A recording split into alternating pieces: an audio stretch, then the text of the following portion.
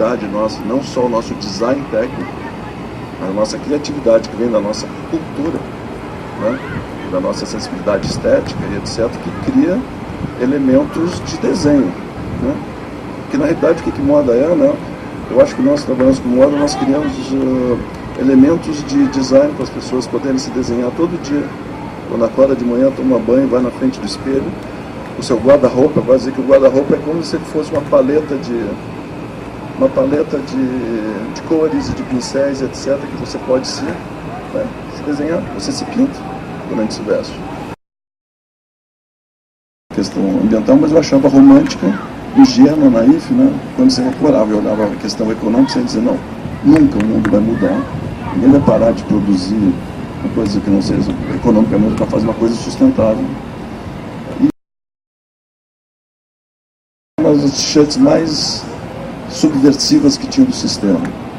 Nos anos 70 a gente tinha do Che Guevara, que na época ele representou a nossa luta subversiva contra o sistema. Para mim, a minha t-shirt, aquela do Kyoto Protocol, quem tiver, guarde ela, porque eu não tenho dúvida, não é porque eu fiz, é porque aconteceu de bom, eu ter lido, ter compreendido, ter enxergado. Ela era a coisa mais subversiva, porque o Kyoto Protocol, ele falava exatamente isso. Você, em regras assim, ele falava assim, existem empresas, instituições no mundo que têm débito com a humanidade, são as poluidoras e etc. Tem empresas que têm crédito com a humanidade, são as que criam empregos formais, como é que eu vou dizer, fair, né? Justos, né? Faz comércio justo, empresas que trabalham na questão de sustentabilidade, elas têm crédito com a humanidade. Concordo? As que poluem têm débito com a humanidade, as que fazem bem, né? São justas, têm crédito, e tem as empresas neutras. Então a gente está falando, olha só que coisa genial, de coisa financeira, né? Existe a palavra débito e crédito. Só que ela está de uma forma romântica. Mas eles encontraram um mecanismo de economia de que, sim, aquilo se transformaria em créditos e débitos. As empresas poluidoras vão ter que comprar créditos das não. Então o que ia acontecer? O dinheiro investido numa petrolífera, ela vai ter que investir numa de energia elétrica, por exemplo, sabe? De carro elétrico. Só que o Bush, todos aqueles, e agora Estados Unidos na Copa em Paris de novo, eles não assinaram. Nesse momento de transição da gente. Então, a gente tinha que pagar, acho que era 30%, 40% a mais para eles pelo quilo do algodão que eles iam plantar. Sim, por que ele vai parar de usar o agrotóxico, entendeu? Eles vão ter capacidade intelectual para entender, a gente explicava e tudo. Fazíamos também uma ONG local, ela tirava as crianças da fazenda de Zigi e botava na escola. Então eles só recebiam as sementes da Embrapa e essa verba adiantada e a garantia de que ia ser comprado um algodão lá na frente com um valor para estimular. Bom, aconteceu, lembro que o professor lá, não foi um ano depois, um mês depois, tudo, eles ligam para mim lá na Oscar para dizer que olha, a colheita do algodão foi feita, deram 5 e poucas toneladas, feliz da vida. Para onde a gente manda o algodão? Eu peguei assim, caramba, cara, a gente é moda, quem faz as roupas são as indústrias, confecções e tudo. A Oscar é um escritório de criação, nós não somos uma confecção, nós não somos fábrica nem nada. Então, vocês imaginam então, você pegar a cadeia, ter toneladas de algodão in natura, para transformar em moda, nossa criação. E eu disse assim, caramba, para onde vai mudar? Sabe aquela coisa, deixa aqui, para onde vai mandar? Daí comecei a fazer contato com as indústrias têxteis, as tecelagens, né? E feliz da vida, olha, eu consegui fazer um algodão orgânico, pô, um bom. Ele disse, os caras contam 5 toneladas, não 5 toneladas, não dá nem para a gente colocar na máquina, porque gira, você imagina, é um giro enorme, então para parar uma indústria inteira para fazer 5 toneladas. Então a gente não quer, os caras não vão fazer. E eu dizia assim, não, mas esse é o futuro, a gente tem que começar, eles estimulam. Eles não entendiam, e óbvio, é outra coisa, uma questão econômica e tudo. E eu com aquelas toneladas, e eles pedindo onde manda, aí foi. Atrás consegui, com uma fábrica que tinha uma pequena máquina antiga de tecelagem parada na fábrica, que, como era pequena, valia, então, ok, foi tecer meu algodão orgânico, a malha. Daí eu fui atrás das certificadoras para certificar, para mostrar que é algodão orgânico. Daí vem a certificadora e, olha, eu mostro todo o processo da Embrapa, o nosso plantio sem agrotóxicos, tudo, etc, etc. Daí eles chegaram, mas aonde que ela foi tecida, né? Ela foi tecida numa fábrica, então. Daí eles pediram para ver a máquina e tal. Não, mas essa máquina já foi usada antigamente, porque vai óleo, sabe? Então não pode ser considerado orgânico. Eu disse assim, mas qual a diferença? O processo o que nos interessa é não ter poluído o agricultor e não ter poluído os lençóis freáticos. Tá? Isso já é um avanço e é um ato nobre, né? Humano.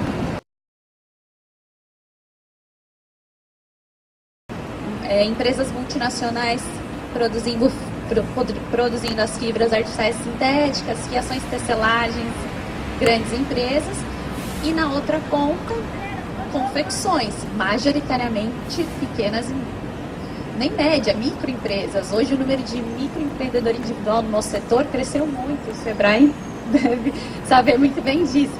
Então, os desafios são cada vez maiores, né? A fragmentação, a pulverização no território nacional, você dá essa cobertura como entidade de classe, é um grande desafio.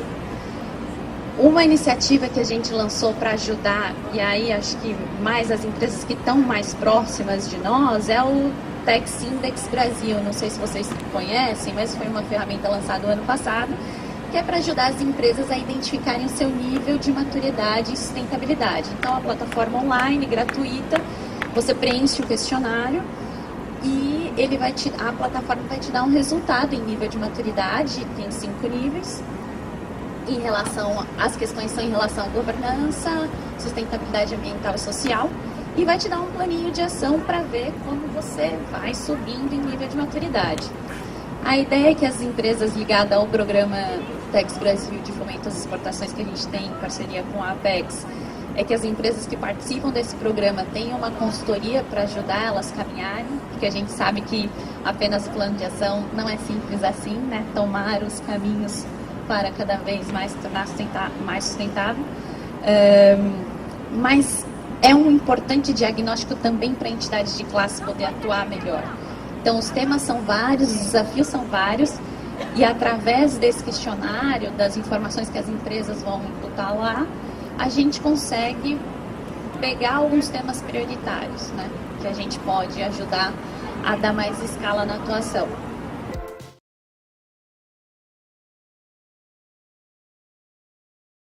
De pensar incentivos fiscais, de pensar editais de financiamento, de pensar novas políticas de apoio aos negócios sustentáveis.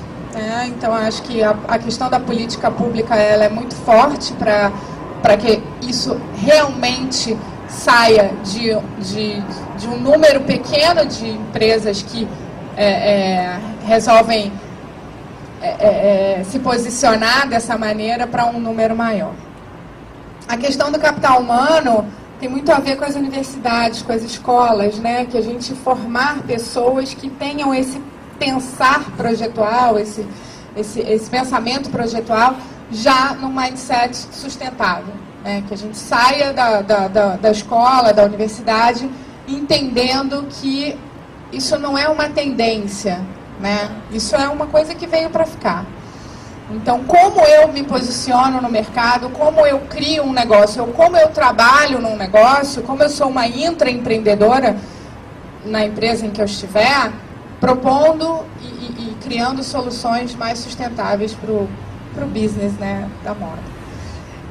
A questão do fomento e do suporte, que tem a ver com os S's, mas tem a ver com institutos de pesquisa, tem a ver com centros tecnológicos públicos ou privados, tem a ver com parcerias internacionais, que aí são esses testes, são esses projetos conjuntos em que a gente possa fomentar cada vez mais essas ideias de sustentabilidade na moda, porque é isso que o Oscar falou, né? Assim, a inovação é cara, mas ao mesmo tempo a inovação ela flui de uma maneira muito orgânica no pequeno negócio. Porque numa grande empresa, quando você quer inovar, você tem que passar por um setor, aí por outro, aí você pede autorização de um chefe, aí você tem que pedir autorização para... No pequeno negócio, essa inovação, ela simplesmente surge, é um processo natural. E aí, quando você vê, você já inovou numa embalagem ou no design para que você tenha o máximo de aproveitamento daquele tecido, ou você inovou na criação da sua coleção. Então, acho que as instituições de fomento e de suporte são muito importantes. E a questão de serviços financeiros, né? A gente sabe que toda essa questão da ética, da moda, da sustentabilidade, ela é sensacional, ela é linda, mas todo mundo tem que pagar os seus funcionários no dia 30, tem que pagar o 13º, tem que pagar os impostos. Então, a gente precisa ter uma gestão desse negócio de uma maneira muito bem pensada, porque o produto sustentável, ele naturalmente é um pouco mais caro, porque para você pagar todos os direitos dos seus empregados, para você ter uma matéria-prima sustentável, é mais caro mesmo. Então, você precisa também de serviços financeiros e de suportes das linhas de crédito, de financiamentos, de investidores anjo, de fintechs, enfim, de uma série de caminhos que devam ser apresentados a esses empresários, né? Então, pensando nessa mudança desses eixos principais desse ecossistema, é que surgiu o projeto de moda sustentável, que é um dos pilares que eu falei no início da minha fala. Então, a gente resolveu lançar um edital. Esse edital, ele visa apoiar marcas de moda do estado do Rio de Janeiro, porque isso é um projeto pioneiro que a gente lançou aqui no estado do Rio. E lançamos o edital sem apoio de nenhuma instituição, meio doidos assim, morrendo de medo de ter 2 inscritos. E aí a gente falou, não, vamos embora. E a gente teve 200 inscrições no estado. 80 vagas nesse edital. E o objetivo era selecionar marcas que já tivessem alguma prática sustentável na sua marca e a questão do posicionamento da sustentabilidade. E a gente trabalhou com o olhar da sustentabilidade mais amplo. A gente trabalhou com as 5 dimensões da sustentabilidade. Então, a gente incorporou também a questão cultural e a questão territorial.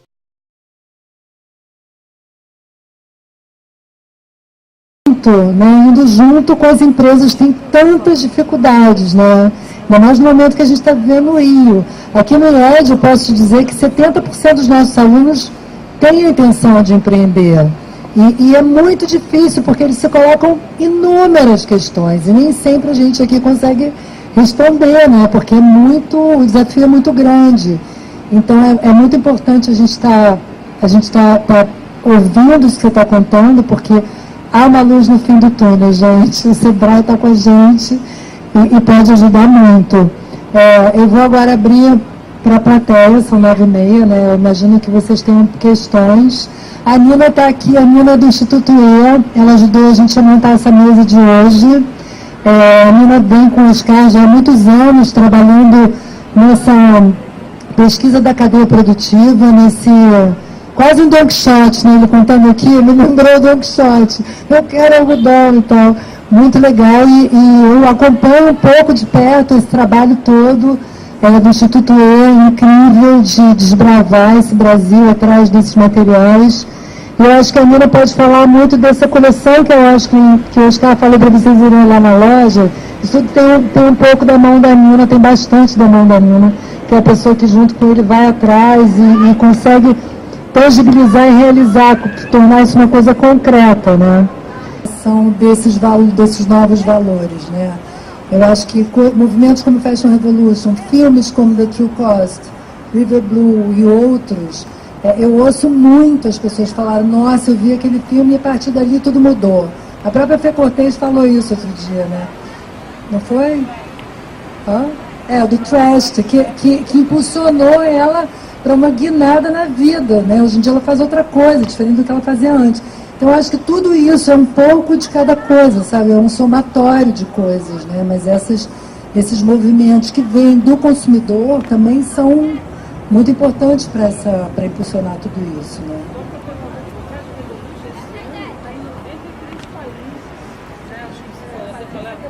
Não, se quiser falar um pouco, mas com muito mais propriedade até do que eu, mas, enfim, está quase sempre. Eu listei 93, então errei, né, são 100. E aqui no Brasil são o quê? 18 cidades, né? Então, olha, você desculpe, amanhã vai sair um artigo no Globo que eu escrevi.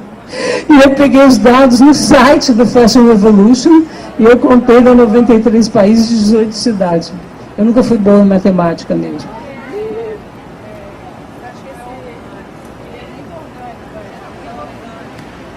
Só essa semana a gente teve, sei lá, vários eventos sendo criados, então a coisa vai fluindo um pouco meio fora de controle. Vou falar, lógico. É até por isso que eu queria falar mesmo. Eu não sei se todo mundo conhece, eu vou falar só um pouquinho, porque eu sei que está todo mundo cansado. Bom, o movimento ele surgiu em 2013, logo após o desabamento do prédio Rana Plaza, que era um complexo industrial lá em Bangladesh. Esse prédio ele já estava, né, condenado, ele já vinha apresentando rachaduras, isso já vinha sendo falado na mídia local, mas ninguém se importou muito com isso, como, enfim, acontece muito por lá e em diversos outros países. Até que no dia 24 de abril esse prédio colapsou, matou mais de 1.115 pessoas, deixou mais de 2.500 feridas, e quando a gente fala feridas, a gente não gosta de reforçar, mas a gente acha que vale a pena reforçar, que são pessoas que perderam braço, perderam perna, enfim, perderam funções que a gente consideraria normais para, enfim, continuar trabalhando e continuar vivendo, né? E num país em que é extremamente castigado pela pobreza, isso dificulta muito. E o que aconteceu foi que, infelizmente, assim, ele não foi o último acidente, também não foi o primeiro, mas foi um dos mais significativos, principalmente porque ele tomou uma abrangência internacional muito grande.